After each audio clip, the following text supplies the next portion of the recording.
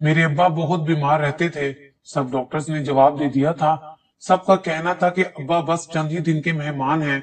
हम रोज अब्बा को एक नए अस्पताल ले जाते और डॉक्टर बदल बदल कर चेकअप करवाते कि कोई डॉक्टर तो उम्मीद दिलाएगा कि ये ठीक हो जाएंगे, मगर ऐसा कुछ ना था। सब डॉक्टर्स का एक ही जवाब होता। हैरत तो ये थी कि आज तक किसी को अब्बा की बीमारी का पता नहीं चल सका था। आज भी हम अब्बा को एक नए अस्पताल ले आए थे। यहाँ पर एक लेडी डॉक्टर थी। उनके बारे में सुना था कि वो बहुत काबिल हैं। हमारा नंबर आया तो हम अब्बा को लेकर अंदर डॉक्टर साहिबा के पास चले गए। अब्बा को मुआयना करने के बाद उन्होंने कुछ टेस्ट लिख कर दिए जो कि उन्हीं के अस्पताल की लेबोरेटरी से होने थे। जब रिपोर्ट्स आई तो डॉक्टर साहिबा ने एक अजीब बात कर दी। वो कहने लगी, आप उनकी शादी कर दें, ये ठीक हो जाएंगे। और डॉक्टर साहिबा की अगली बात ने तो हम सबके पैरों तले से जान ही निकाल दी। वो बोली कि आप उनकी शादी मुझसे कर दें तो ये चंद दिनों में ही ठीक हो जाएंगे। अम्मा तो फट से राजी हो गई, मगर मुझे दाल में कुछ काला लग रहा था। खैर 2 दिन बाद ही वो डॉक्टरनी हमारी दूसरी माँ बनकर हमारे घर आ गई। अब्बा की हालत कुछ बेहतर हो गई। रात के वक्त अब्बा की दोनों बीवियां उनके कमरे में होती। मुझे ये सब बहुत अजीब लगा था, इसलिए एक रात अब्बा के कमरे में झांक कर देखा तो सर पर आसमान टूट पड़ा। अंदर तो अम्मा और वो डॉक्टरनी। मेरी अम्मा और अब्बा की मोहब्बत और आपस के इत्तेहाद की तो पूरे मोहल्ले में मिसालें दी जाती थी। अम्मा अब्बा की बात को पत्थर की लकीर मानती थी तो अब्बा भी हर काम से पहले अम्मा की कही हुई बात पूरी करते थे। अगर अब्बा तैयार होकर बाहर किसी काम से जा रहे होते और अम्मा को बाजार से कुछ मंगवाना होता तो पहले अब्बा अम्मा का सौदा ला कर देते और फिर ही अपना काम पूरा करते थे। अम्मा की भी मजबूरी थी, सारे काम अब्बा को ही कहने पड़ते थे क्योंकि उनकी सिर्फ हम 4 बेटियां ही थी और हमारा कोई भी भाई नहीं था। मेरा नाम महविश है। मैं उस वक्त 10 साल की थी और मेरी कोई बहन या भाई ना था। अम्मा अक्सर बीमार रहती, इसलिए डॉक्टर उन्हें हमेशा ही मजीद बच्चे पैदा करने के लिए मना करती थी। पर मेरी माँ को तो इतना शौक था कि वो कहती रहती, महविश का भी एक भाई हो, मुझे किसी और डॉक्टर के पास ले चले, मुझे यहाँ से इलाज नहीं करवाना। ये डॉक्टर तो बच्चा पैदा करने से मना करते हैं। तो अब्बा उन्हें समझाते कि ये सब तुम्हारी सेहत के लिए कहते हैं, भला इनको हमारे बच्चों से क्या मसला हो सकता है। अम्मा अक्सर अब्बा की बात समझाने के बाद रोने बैठ जाती तो अब्बा उन्हें तसल्ली देते कि अल्लाह ने हमारे नसीब में बेटा लिखा है तो जरूर होगा। आखिरकार कोई 2-3 साल बाद इलाज करवा कर जब अम्मा की तबीयत सही हुई तो डॉक्टर ने उन्हें बच्चा पैदा करने की इजाजत दे दी। इस बार अम्मा बहुत खुश थी और पुरउम्मीद थी कि बेटा ही होगा। कुछ ही माह बाद इलाज और कोशिशों से अम्मा हामला हो गई। उस वक्त में ज्यादा अल्ट्रासाउंड नहीं होते थे, अगर कहीं पर होते भी थे तो ये नहीं बताते थे कि बेटा होगा या बेटी। अब्बा हर वक्त यही दुआ करते रहते, बेटा हो या बेटी, बस माँ और बच्चा दोनों खैरियत से हो। अम्मा तो बेटे के शौक से इतनी जुनूनी हो गई थी कि कहती कि अगर मेरी जान चली भी जाए तो भले जाए, लेकिन सिराजुद्दीन तुम्हें एक बेटा जरूर देकर जाऊंगी। आखिरकार खैर से बच्चे की पैदाइश के दिन भी आ पहुंचा। अम्मा की तबीयत बिगड़ी तो अब्बा घर में ही एक दाई को ले आए। दाई अम्मा के साथ जैसे ही घर में दाखिल हुई तो कहती आई कि आज इस घर में बेटा पैदा करवा कर ही जाऊंगी। पर जब बच्चे की पैदाइश हो गई तो वो अपना उतरा हुआ चेहरा लेकर अब्बा के सामने आकर खड़ी हो गई और कहने लगी, देखो सिराजुद्दीन, बुरा मत मानना, इस बीवी से तुम्हारा बेटा होने से रहा, मेरी मानो तो एक और शादी कर लो।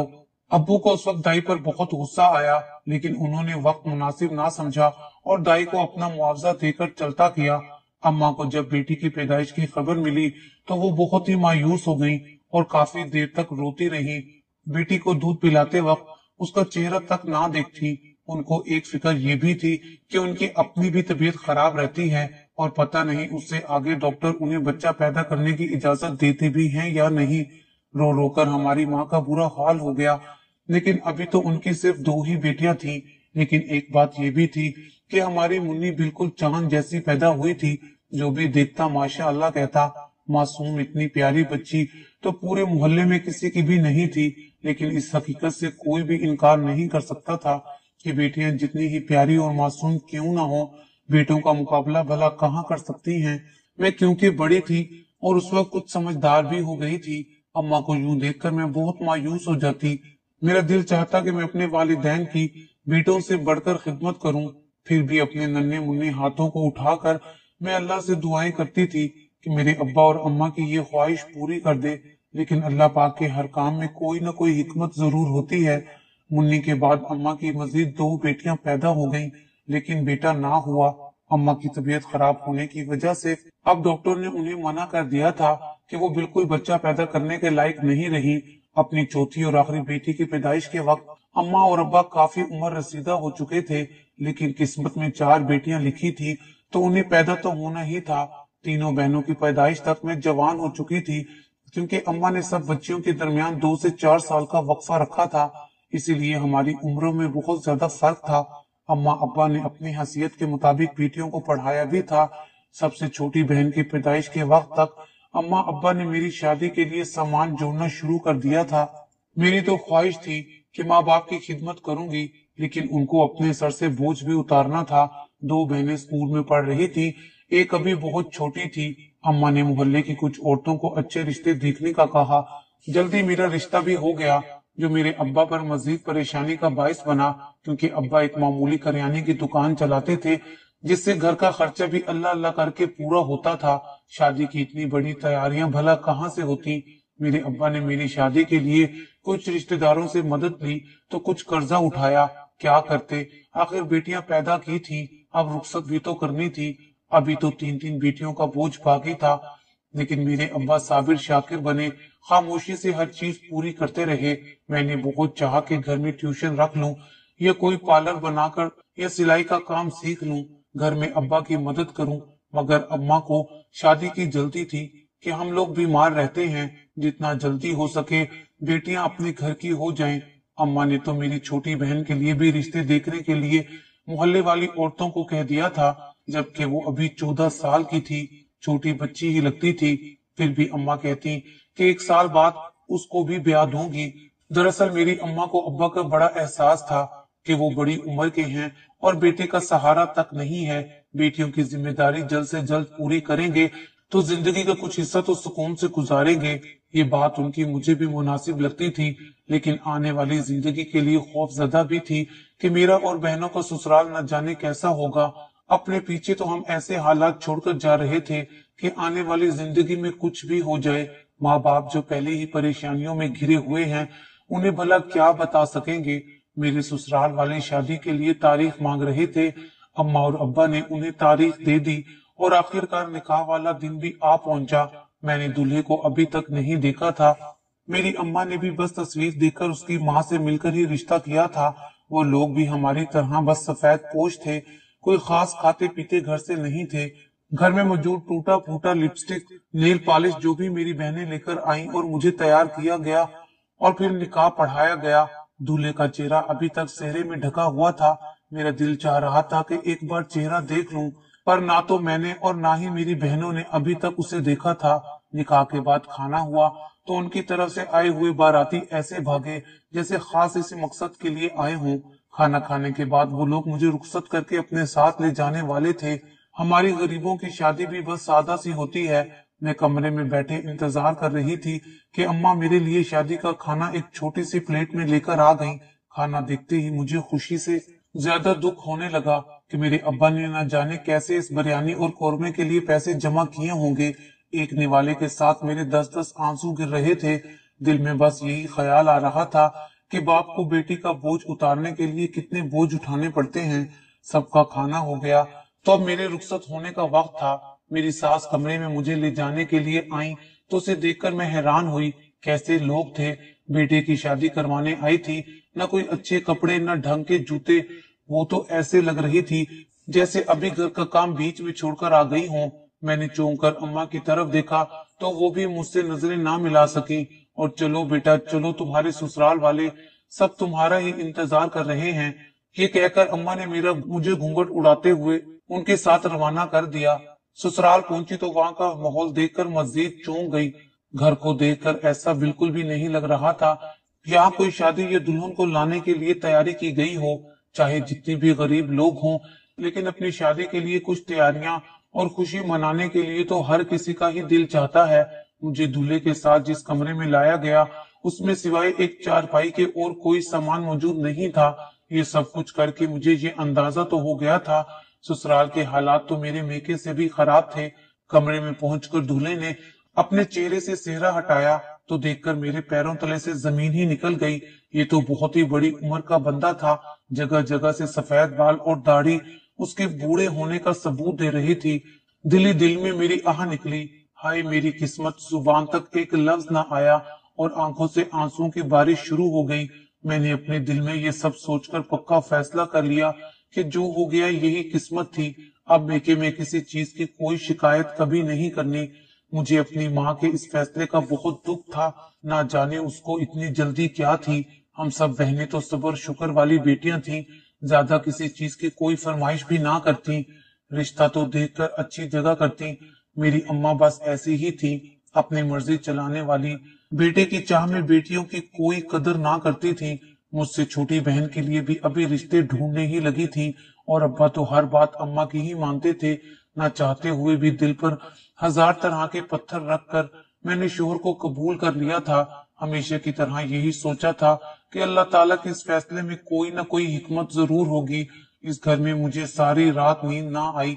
पिछली पहर न जाने कब आंख लगी थी और सुबह होते ही हमारे कमरे का दरवाजा जोर जोर से बजने लगा। घबराकर फौरन उठकर बैठ गई। मेरे शोहर अभी भी ऐसे ही बेखबर सो रहे थे जैसे उसको इस शोर शराबे की रोजाना की आदत हो। 2-3 बार ऐसे दरवाजा बजा तो मैंने उन्हें जगाना ही मुनासिब समझा।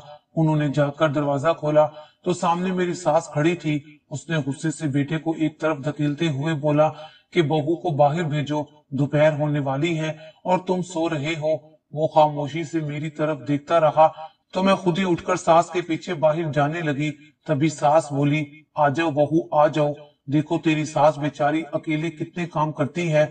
मैं तो कब से तेरे मियाँ को शादी का कहती आ रही थी कि कोई मेरा हाथ बटाने वाली आ जाए, लेकिन इस कमबख्त को कोई रिश्ता ही नहीं देता था। भला हो इस रिश्ते करवाने वाली मासी का जिसने तेरा रिश्ता दिलवा दिया। अब आ जा, ये कल से जमा हुए बर्तन धो, हम दोनों सास बहू मिलकर नाश्ता बना लेंगे। मैंने अपनी शादी की पहली सुबह ही तकरीबन कोई 1 घंटे तक बर्तनों का ढेर धोया। तब तक मैं पसीने से शराबूर हो चुकी थी। अभी तक मैंने रात वाला लाल जोड़ा ही पहना हुआ था। बर्तनों से फारिग हुई तो कमरे में गई जहां मेरा शोहर अभी तक दुनिया जहां से बेखबर सो रहा था।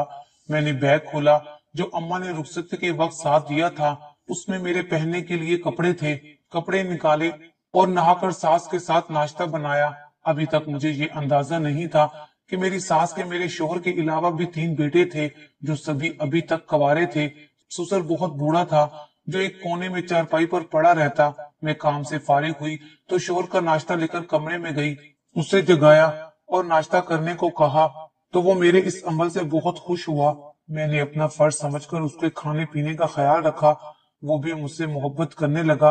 अक्सर खाने पीने की कोई चीज मेरे लिए लाता तो घर वालों से छुपा कर लाता, क्योंकि उनके घर का माहौल कुछ ऐसा था कि अपनी या पराई चीज की किसी को कोई तमीज नहीं थी। बस जिसे जो हाथ लग जाए वो उसका होता था।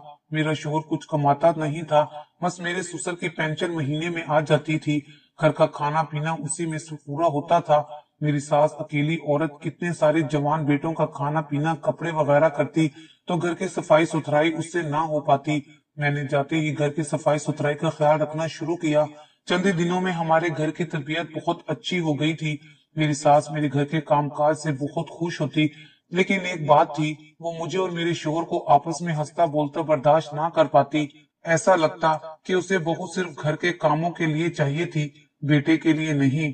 लेकिन मैं हमेशा ही अपना अव्वलीन फर्ज अपने शोहर की जिम्मेदारियां और उसकी खुशी का ख्याल रखने को समझती। इसीलिए मेरी सास की अक्सर मुझसे नोक झोंक चलती रहती थी। सास को हमेशा यही फिक्र होती कि तेरा शोहर कुछ कमाता तो है नहीं, बस तो उसकी इतनी फिक्र ना किया कर, बस घर के कामों में ध्यान दे। अगर कभी मैं सास की बात मान भी लेती तो शोहर नाराज हो जाता। माँ बेटे की इस अनबन में मैं ना यहाँ की रहती ना वहां की। इस बात की वजह से मेरी सास अब मुझसे बिगड़ने लगी थी। अक्सर मेरे शोहर के कान भरती, आखिर वो माँ थी। मेरा शोहर भी उसकी बात मान लेता और मुझसे लड़ता था। शोहर की बेरोजगारी देखकर मैंने घर में बच्चों को ट्यूशन पढ़ाना शुरू किया। अब्बा के घर तो मैं ये ना कर सकी, लेकिन चुपचाप करके बैठ जाना मेरी आदत नहीं थी। इस इलाके के सभी लोग गरीब भी थे, कोई ज्यादा फीस नहीं दे सकता था, इसलिए मैंने कम फीस लेकर भी पढ़ाना जारी रखा। जैसे ही मुझे महीने की फीस जमा हो जाती, शोर तरह तरह के हीले बहाने बनाकर मुझसे सारे पैसे निकलवा लेता। अब सास भी घर के खर्च में मुझसे हिस्सा मांगने लगी। भला इतने पैसे कहाँ जमा होते थे कि मैं घर का खर्चा और शोहर को पैसे देना दोनों कर सकूं। अभी मेरी जिंदगी इन्हीं सब उलझनों से गुजर ही रही थी कि मुझे पता चला कि मैं मां बनने वाली हूँ। आहिस्ता आहिस्ता तबीयत खराब होने लगी तो मैंने ट्यूशन पढ़ाना छोड़ दिया। लेकिन अब आए दिन शोहर के झगड़े होते कि पैसे दो, मैं कहती कि पैसे तो ट्यूशन पढ़ाने से आते थे और मेरी तबीयत खराब होने की वजह से मैं ट्यूशन नहीं पढ़ा सकती, तो पैसे कहाँ से लाऊं। तो वो झगड़ने लगता और कहता कि कुछ भी करो, मेहनत करो, लेकिन मुझे पैसे दिया करो। इस हालत में मेहनत मेरे बस की बात नहीं थी, लेकिन दिन ब दिन शोहर के झगड़े मजीद बढ़ते गए। पैसों की बात को लेकर एक दिन शोहर ने मुझे इतना मारा कि मेरी तबीयत बहुत ज्यादा खराब हो गई। क्योंकि बच्चा पेट में था, इसलिए तकलीफ से तड़पने लगी। उन लोगों को जब ऐसा लगा कि मुझे इलाज की जरूरत है, मुझे अपने अब्बा के घर छोड़ाए। मैं वहां जाना नहीं चाहती थी, लेकिन मेरी तकलीफ कुछ इतनी ज्यादा थी कि मुझसे मना करने की ताकत बाकी नहीं थी। मेरी हालत पर अम्मा और बाबा बहुत परेशान हो गए। फौरन मुझे अस्पताल ले जाया गया, लेकिन बहुत ज्यादा मारपीट की वजह से डॉक्टर मेरे बच्चे को नहीं बचा पाए। मुझे इस बात का बहुत सदमा लगा। मैं बहुत ज्यादा रोई, लेकिन घर से कोई पूछने तक ना आया। जबकि उनको बच्चा जाया हो जाने की खबर भी मिली थी। वो लोग साथ रहने के लायक तो पहले भी नहीं थे, लेकिन अब इस बात की वजह से मुझे अपने शोहर से शदीद नफरत होने लगी थी। बाप ने भी ये कहकर रोक लिया कि जब तक वो लेने नहीं आता तो वापस नहीं जाएगी। लेकिन कई दिन गुजर जाने के बाद भी वो ना आया। मेके आई तो एक और बात पता चला कि अम्मा ने मेरी छोटी बहन का रिश्ता भी ऐसे ही बिना देखे कर दिया है। मैंने इस बात पर शदीद एहतजाज किया और अब्बा को भी समझाया कि रिश्ता देखभाल कर ही करना चाहिए। जब मेरी छोटी बहन ने मेरी हालत देखी तो वो भी डर गई और रिश्ते से इनकार कर दिया, क्योंकि ये रिश्ता भी उसे रिश्ते करवाने वाली मासी ने करवाया था। उसको मना कर दिया और बताया कि हम खुद कहीं देखभाल कर रिश्ता करेंगे। अम्मा मेरी इस बात से शदीद गुस्सा हुई और जैसे तैसे करके मुझे घर वापस भेजने की कोशिश करने लगी। इस बात को लेकर हमारे घर में मसाइल बहुत ज्यादा बढ़ गए। तंगदस्ती, गुर्बत और अब्बा पर मेरी शादी की वजह से लिया हुआ कर्जा तो पहले ही था। अब्बा पर परेशानियों का बोझ बढ़ा तो वो शदीद बीमार हो गए। घर में हम सब लड़कियां बड़ी मुश्किल से अब्बा को अस्पताल तक ले गई। अब्बा का वहां कुछ इलाज हुआ, मगर तबीयत ना संभली। डॉक्टर ने उन्हें मुकम्मल परेशानी से दूर रहने का कहा। अब्बा जो करियाने की दुकान चलाते थे, उसी से हमारे घर की रोजी रोटी चलती थी। अब्बा बीमार हुए तो घर में फाके पड़ने लगे। ये देखकर मैंने यहाँ पर भी ट्यूशन पढ़ाना शुरू किया।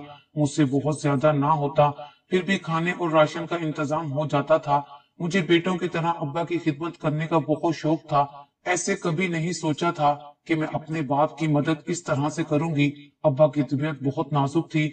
मेरी अम्मा को अभी भी बेटे का शौक था। अब्बा दिन ब दिन बीमार हो रहे थे। बहुत से डॉक्टर जवाब दे चुके थे। आज हम एक नए डॉक्टर के पास अब्बा को लेकर गए थे। वो एक लेडी डॉक्टर थी, बहुत अच्छी और नेक खातून थी। अब्बा की बहुत सारी दवाइयां भी हमें फ्री दे देती थी, मगर अब्बा की हालत खराब होती जा रही थी।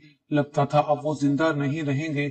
एक बार हम अब्बा का चेकअप करवाने उनके पास गए तो वो बोली, आप उनकी शादी कर दें, मुझे लगता है शादी के बाद ये ठीक हो जाएंगे।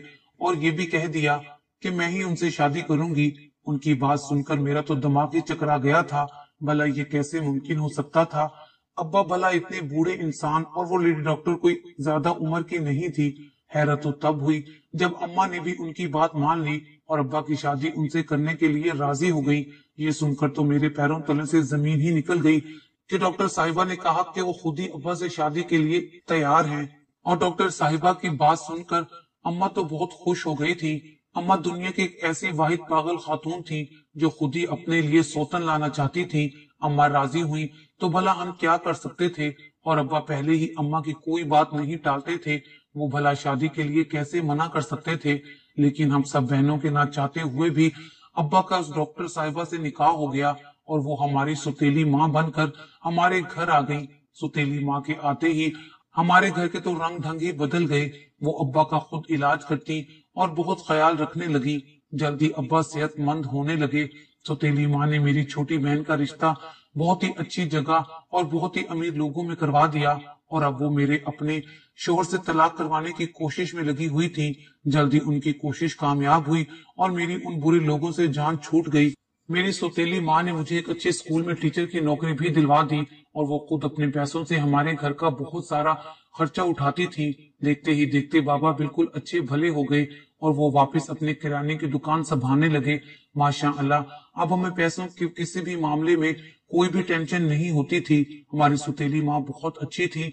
एक दिन ऐसे ही मैंने उनसे पूछा कि आप एक डॉक्टर होकर हमारे घर शादी करके क्यों आई? आप चाहती बहुत अच्छी जगह भी शादी कर सकती थी। तब उन्होंने बताया कि मैं पहले से शादीशुदा थी और खुद मेरी 2 बेटियां भी थीं, लेकिन एक कार हादसे में मैंने अपने शोहर और दोनों बेटियों को खो दिया। बड़ी मुश्किल से मेरी जान बच चुकी थी। तब मैंने सोच लिया था कि मैं अपनी तमाम जिंदगी किसी नेकी और भलाई के काम में वक्फ कर दूंगी, और आपके अब्बा से शादी करके मैं एक नेक काम ही करना चाहती थी, क्योंकि आपके अब्बा को कोई जिस्मानी बीमारी नहीं थी। उन्होंने बस घर की परेशानियों को खुद पर हैवी कर लिया था और डिप्रेशन में चले गए थे, और इस हद तक चले गए थे कि इससे उनकी जान भी जा सकती थी। मैं आप लोगों को देखती तो मुझे आप पर बहुत तरस आता। मेरा आगे पीछे कोई ना था, इसलिए मैं आपके घर का बोझ उठाना चाहती थी और किसी बेसहारा को बेटे का सहारा भी देना चाहती थी। मेरे पास जिंदगी जीने का कोई मकसद नहीं था। आप लोगों की जिम्मेदारियां उठाकर मैंने अपनी जिंदगी को बामकसद बना लिया। अल्लाह का करना कुछ ऐसा हुआ कि जल्दी मेरी सौतेली माँ हामला भी हो गई। अम्मा तो ये सब देखकर खुशी से फूले ना समाती थी।